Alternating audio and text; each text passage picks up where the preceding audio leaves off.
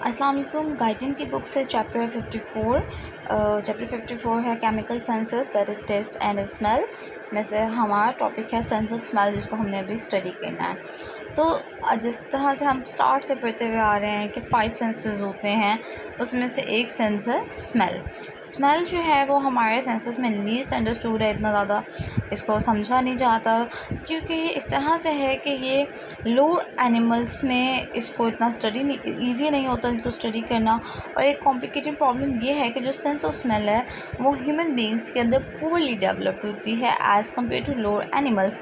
Lower animals के अंदर ये बहुत अच्छा से डेवलप हुआ होता है, हाईली डेवलप हुआ होता है, जबकि ह्यूमन बींग्स के अंदर पूरली डेवलप्ड है। तो दीज आर कॉम्प्लिकेशंस कि लोअर एनिमल्स में इनको स्टडी करना ईजी नहीं होता और ह्यूमन बींग्स के अंदर ये हाईली डेवलप नहीं होते। So it's that's why least understood है ये smell.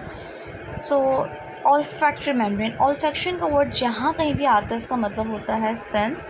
Olfactory membrane the histology of which is shown. अच्छा, ऑल्फैक्टरी मेम्ब्रेन की जो हिस्टोलॉजी है, जो टिश्यूज़ की स्टडी को हम हिस्टोलॉजी कहते हैं, तो वो फिगर 54.3 में दिखा रहे हैं, हम अभी देखेंगे। अच्छा, ऑल्फैक्टरी मेम्ब्रेन कहाँ पे लाई की हुई है? Lies in the superior part of each nostril. Her nostril का जो सुपीरियर पार्ट है वहाँ पर ऑल्फैक्टरी मेम्ब्रेन है। हम ऑल्फैक्टरी मेम्ब्रेन देख लेते हैं 54.3 में। ये डायग्राम है जिसमें दिखा रहे हैं कि ऑल्फैक्टरी मेम्ब्रेन की ऑर्गेनाइजेशन हुई भी है और ऑल्फैक्टरी बल्ब हैं और कनेक्शंस हो रहे हैं ऑल्फैक्टरी ट्रैक्ट से। देखा जाए तो ये है ऑल्फैक्टरी ट्रैक्ट, ये ऑल्फैक्टरी बल्ब है ये पूरा जो है, और ये साथ में ये जो ऑल्फैक्टरी ट्रैक्ट से ये ऑल्फैक्टरी ट्रैक्ट से आगे जो इसकी ऑल्फैक्टरी ट्रैक्ट की जो एक्सटेंशन है, इसके आगे से जो ब्रांचेस निकली हुई हैं इनको मिट्रल सेल्स कह रहे हैं, और फिर इससे आगे जो इसकी फर्दर ब्रांचेस हैं उसको ग्लोमेरुलस कह रहे हैं। फिर ग्लोमेरुलस सेल्स से एक आगे जो सेल्स डिराइव हो रहे हैं दैट इज सस्टेंटिकुलर सेल्स, और इनके अंदर एक सेल है। हर सस्टेंटिकुलर सेल्स के अंदर देखे जाए तो एक ऑल्फैक्टरी सेल है हर एक इन सेल के अंदर। फिर ऑल्फैक्टरी सेल से आगे जो इस तरह से ब्रांच बनी हुई है वो टाइप में, इसको ऑल्फैक्टरी सीलिया कहते हैं, और जो सबसे लास्ट जो लेयर है दैट इज़ म्यूकस लेयर। और इन सस्टेंटिकुलर सेल्स के दरमियान में जो सेल्स बने हुए हैं ये बोमेंस ग्लैंड है। तो ये सारी की सारी ऑल्फैक्टरी मेम्ब्रेन की ऑर्गेनाइजेशन है। अच्छा, आगे क्या कह रहे हैं हम? Medially, the olfactory membrane folds downward along the surface of the superior septum. अब कहते हैं कि जो olfactory membrane है वो नीचे की तरफ फोल्ड हुई हुई है। लिटरली साइड से अगर देखा जाए, मीडियली मिड साइड से ये नीचे की तरफ फोल्ड हुई हुई है, और साइड से अगर देखा जाए तो ये fold over the superior turbinate and even over a small portion of the upper surface of the middle turbinate. कि ये फोल्ड हुई हुई है जो ऊपर वाला टर्बिनेट है, और इवन जो स्मॉल पोर्शन है अपर सरफेस मिडल टर्बिनेट से, मिडल टर्बिनेट का भी जो अपर सरफेस है वहाँ से भी ये ओवरली फोल्ड हुई हुई है। हर नोस्ट्रिल में कहते हैं कि जो ऑल्फैक्टरी मेम्ब्रेन है उसका सरफेस एरिया 2.4 स्क्वायर सेंटीमीटर होता है। 2.4 स्क्वायर सेंटीमीटर हर नोस्ट्रिल के अंदर ऑल्फैक्टरी मेम्ब्रेन का सरफेस एरिया होता है। फिर आ जाते हैं हमारे पास ऑल्फैक्टरी सेल्स, और जो होते हैं वो रिसेप्टर सेल्स होते हैं स्मेल्स को सेंस से करने के लिए। रिसेप्टर सेल्स जो हैं वो ऑल्फैक्टरी सेल्स हैं जिनसे स्मेल को हम सेंस करते हैं। ऑल्फैक्टरी सेल्स 53.3 में हमने यहाँ पर है, वो लास्ट चैप्टर में है। Olfactory cells are actually bipolar nerve cells. तो ये जो ऑल्फैक्टरी सेल्स हैं ये होते क्या हैं? ये बायपोलर नर्व सेल्स होते हैं जो कि ओरिजिनली डिराइव हुए हैं सेंट्रल नर्वस सिस्टम से। There are about 100 million of these cells in the olfactory epithelium. ये कहते हैं कि तकरीबन 100 मिलियन इन सेल्स के ऑल्फैक्टरी एपिथेलियम में होते हैं, जो कि इंटरसप्रेस्ड हुए हुए होते हैं।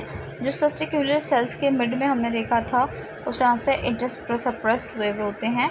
54.3 में हमने देखा है जैसे कि यहाँ पर ये सेल्स हैं, इनके दरमियान में सप्रेस्ड हुए हुए हैं। Mucosal end of olfactory cells. अब जो ऑल्फैक्टरी सेल का जो म्यूकोजल एंड है वो नोब बना देता है, और जो कि 4 to 25 ऑल्फैक्टरी हेयर्स होते हैं जिनको हम ऑल्फैक्टरी सीलिया कहते हैं। ऑल्फैक्टरी सीलिया हमने ये पढ़ा था, ये नोब लाइक स्ट्रक्चर्स बना रहे हैं। म्यूकोजल ऑल्फैक्टरी सेल्स का जो म्यूकोजल एंड है वो नोब बनाता है, जो कि 4 to 25 ऑल्फैक्टरी हेयर्स होते हैं जिनको हम ऑल्फैक्टरी सीलिया कहते हैं। मेयरिंग उनको अगर करें तो 0.3 माइक्रोमीटर उनका डायमीटर होता है और 200 माइक्रोमीटर उनकी लेंथ होती है। 0.3 डायमीटर, 200 माइक्रोमीटर लेंथ होती है।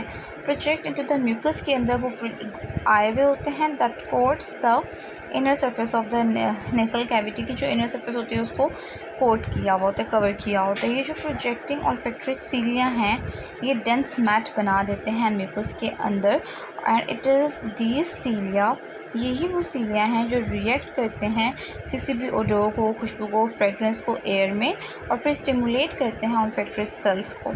Spaced among the olfactory cells के दरमियान में जो स्पेस्ड होती है ऑल्फैक्टरी मेम्ब्रेन में are many small bomb in length. वो छोटे छोटे जो सेल्स बने हुए होते हैं, जो स्पेस होती है वो होते हैं बहुत से छोटे छोटे स्मॉल ग्लैंड्स होते हैं जो कि म्यूकस सिक्रीट करते हैं, और सिक्रीट करते हैं वो ऑल्फैक्टरी मेम्ब्रेन की सरफेस पे। ये सारा हो गया ऑल्फैक्टरी सेल्स का, जो कि हमारे रिसेप्टर सेल्स होते हैं। उसके बाद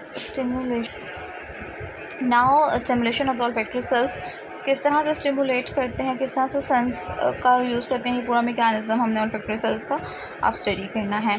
कहते हैं कि ऑल्फैक्टरी सेल का हर पोर्शन जो है वो रिस्पॉन्ड करता है ऑल्फैक्टरी केमिकल स्टिमुलाई पे।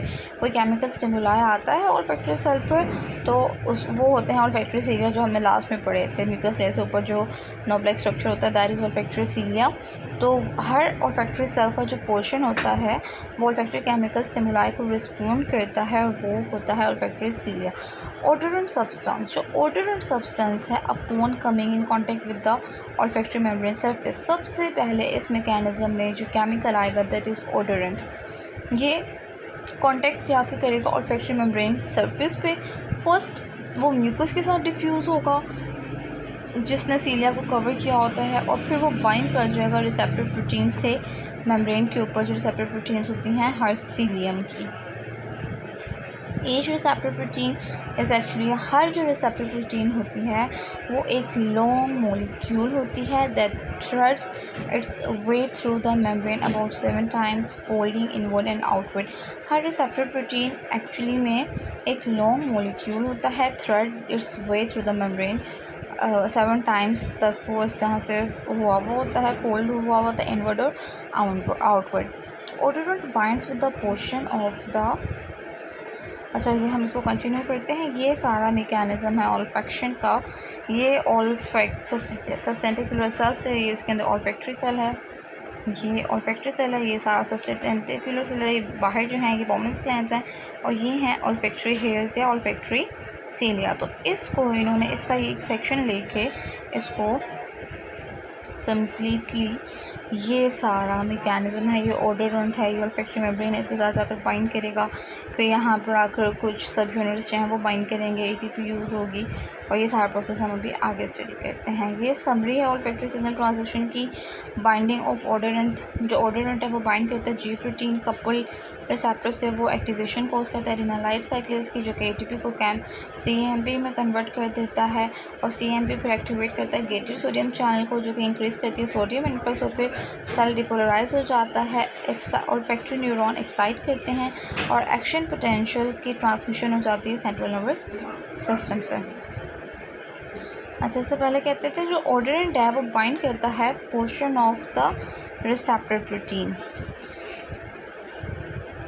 रिसेप्टर प्रोटीन से जाकर बाइंड करेगा जो कि आउटसाइड पर फोल्ड हुई है, तो ऑर्डिनेंट वहाँ जाकर बाइंड कर जाएगा। जो फोल्डिंग प्रोटीन के अंदर के साइड है वो किसके साथ कपल हुआ है, वो जी प्रोटीन के साथ। और जी प्रोटीन खुद ही एक कॉम्बिनेशन है 3 सब यूनिट्स का। Upon excitation of the receptor protein, अब ये डिपेंड करता है कि एक रिसेप्टर प्रोटीन किस तरह से एक्साइट करती है।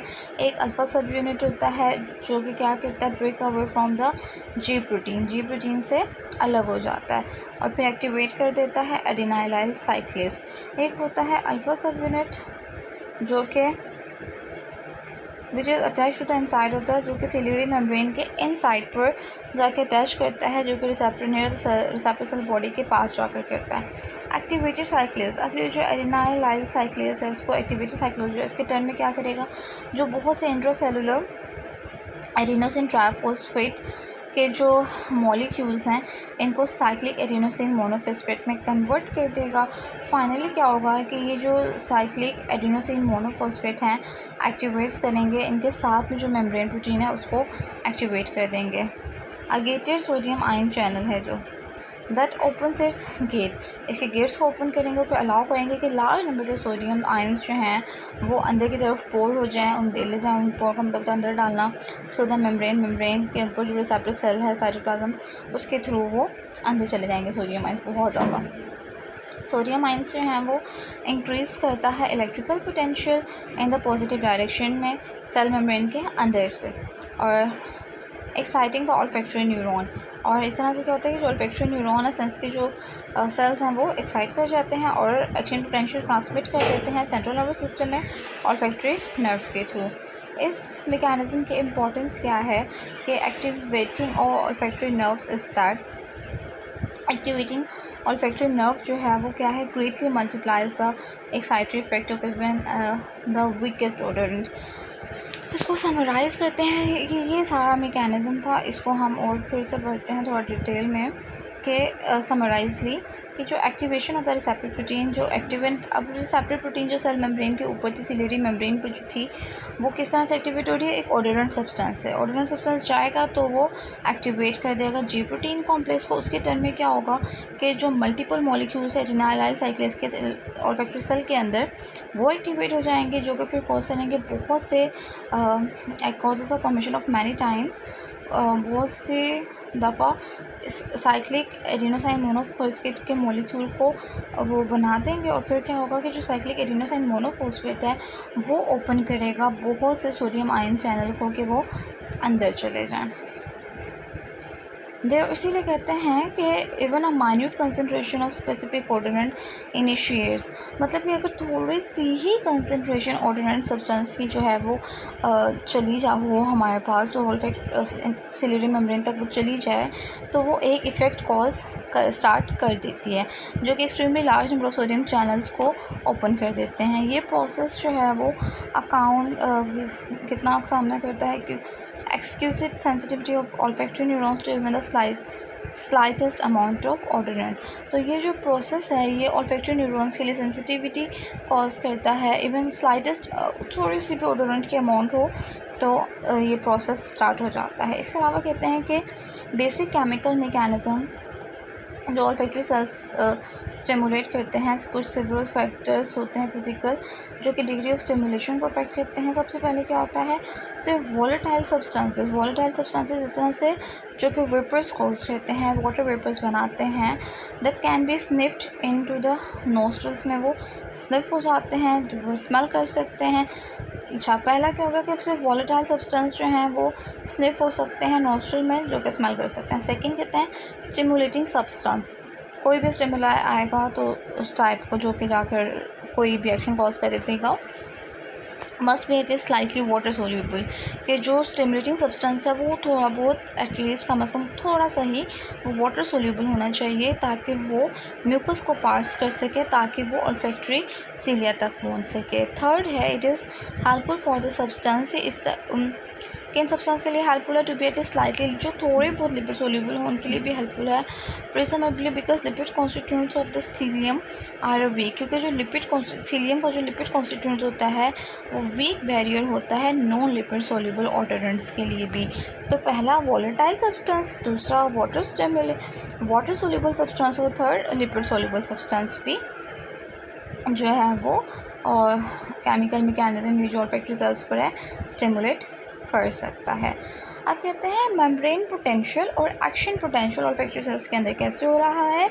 Membrane potential inside unstimulated olfactory cells, जो मेम्ब्रेन पोटेंशियल है अंदर के साइड पर ऑल्फैक्टरी सेल्स को अनस्टिमुलेट कर रही है as measured by micro electrode से अगर मेजर किया जाए तो वो बताते हैं averages about 55 milli volts -55 milli volts उसका एवरेज बता रहे हैं। इस पोटेंशियल पर बहुत से जो सेल्स हैं वो कंटिन्यूस एक्शन पोटेंशियल जनरेट करते हैं, बहुत ही स्लो रेट पर वेरी करता है वंस एवरी 20 सेकेंड अप 2 और 3 पर सेकेंड। मोस्ट ऑर्डरेंस जो हैं वो डीपोलराइजेशन कॉज करते हैं ऑल्फैक्टरी सेल मेम्ब्रेन की, जो क्या कर देती है नेगेटिव पोटेंशियल सेल के अंदर उसको कम कर देती है, नॉर्मल लेवल -55 मिली वोल्ट से -30 मिली वोल्ट्स तक ले आती है या इससे भी कम ले आती है। दैट इज़ अब ये होता क्या है, changing the voltage in the positive direction, positive direction में ही वोल्टेज के अंदर चेंज आता जाएगा और इसके साथ साथ जो एक्शन पोटेंशियल है वो भी इंक्रीज़ होता जाएगा 20 to 30 पर सेकेंड, एक सेकेंड में वो 20 से 30 टाइम इंक्रीज़ करता जाएगा एक्शन पोटेंशियल, जो कि एक हाई रेट है for the minute olfactory nerve fibres, बहुत ही कम जो नर्व फाइबर्स हैं ऑल्फैक्टरी के उसके लिए ये एक हाई रेट है। अगर वाइड रेंज पर देखा जाए तो जो ऑल्फैक्टरी नर्व इम्पल्सेस का रेट है वो चेंज करता है approximately in proportion to the logarithm of the stimulus strength, जो कि डेमोन्स्ट्रेट करता है ऑल्फैक्टरी रिसेप्टर्स को, जो कि किसका प्रिंसिपल ऑपरेट करते हैं, transduction, similar to those of olfactory sensory receptors.